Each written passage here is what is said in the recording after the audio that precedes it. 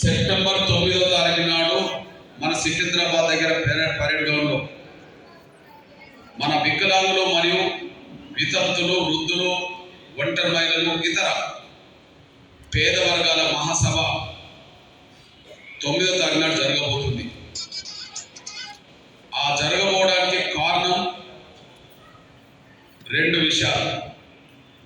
ఒకటి, రేవంత్ రెడ్డి గారు ముఖ్యమంత్రి అయిన తర్వాత 20 నెలలు గడిచిపోయినప్పటికీ పెన్షన్ పెరగలేదు. రెండోది, గత 8-9 సంవత్సరాలుగా కొత్త పెన్షన్లు మంజూరు కావట్లేదు. ఒకటి, పెన్షన్ పెరగట్లేదు. రెండు, కొత్త పెన్షన్లు మంజూరు కావట్లేదు. ఈ విషయాన్ని దృష్టి పెట్టుకొని రేపు సెప్టెంబర్ 1వ వారం నాటికి మీరు పెన్షన్ పెంచి ఇవ్వాలి, కొత్త పెన్షన్ మంజూరు చేయాలి.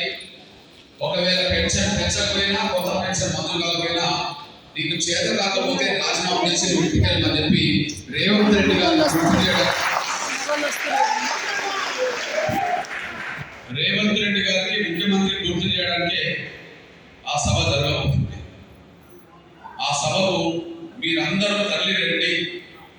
నిజంగా మన పెన్షన్ పెరగాలని అనుకుంటే, కొత్త పెన్షన్లు మంజూరు కావాలని అనుకుంటే రేపు ఆ సభకు తరలి రండి మాత్రమే మిమ్మల్ని నేను కోరుతున్నా.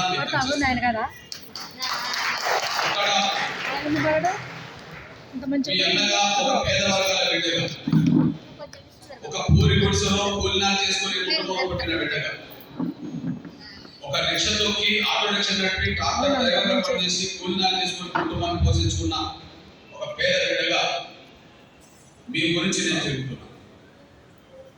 నా గురించి నేను తిరగట్లేదు, మీ గురించే తిరుగుతున్నా అనేసి మీరు మర్చిపోవాలి. నా గురించి నేను తిరగట్లేదు, మీ గురించే తిరుగుతున్నా. తిరగడానికి రెండు కారణాలు ఏంటంటే, పెన్షన్ పెంచాల్సింది ప్రభుత్వం, వాళ్ళు పెంచట్లేదు. పెన్షన్ పెంచమని అడగాల్సింది ప్రతిపక్షం, వాళ్ళు అడగలేదు. దీనివల్ల 20 నెలలు ఇప్పటికే నష్టపోయింది. పెన్షన్ పెంచాల్సింది ఎవరు? పెంచుతామని హామీ ఇచ్చినది కాంగ్రెస్. ఏం హామీ ఇచ్చారు? 2023 ఎన్నికల్లో మాకు కాంగ్రెస్ ఓట్లేయండి, మేము అధికారం వస్తే ఏ నెలలో అధికారం వస్తామో ఆ నెల నుంచే పెన్షన్ పెంచుతాము అన్నారు. వికలాంగులకు అయితే 6,000 ఇస్తామన్నారు. వృద్ధులు, వితంతులు, ఒంటరి మహిళలు, ఇతరులకు అయితే 4,000 పెన్షన్ ఇస్తాము అన్నారు. ఏ నెల అధికారం వస్తే ఆ నెల నుంచే పెన్షన్ పెంచుతామన్నారు. అట్లాంటప్పుడు మరి రేవంత్ రెడ్డి గారు అధికారంకి వచ్చింది ఎప్పుడు? 2023 డిసెంబర్ అధికారంకి వచ్చాడు.